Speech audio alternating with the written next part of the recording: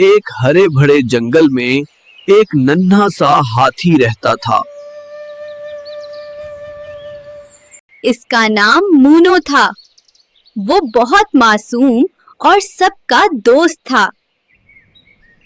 इसी जंगल में एक चालाक लोमड़ी भी रहती थी, जिसे दूसरों को बेवकूफ बनाना अच्छा लगता था। मोनो हाथी, जंगल के पार एक जादुई दरख्त है।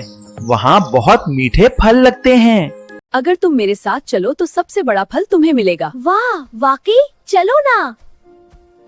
मूनो खुश हो गया और लोमड़ी के साथ चल पड़ा। रास्ते में एक गहरा दिलदली गड्ढा था।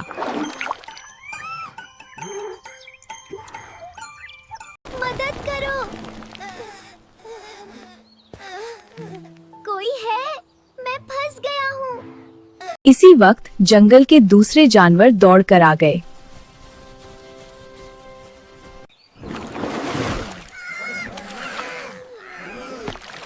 डर मत मूनो, हम तुम्हें निकाल लेंगे। मुझे माफ कर दो मूनो, मैंने गलत किया। दोस्ती में धोखा नहीं होना चाहिए।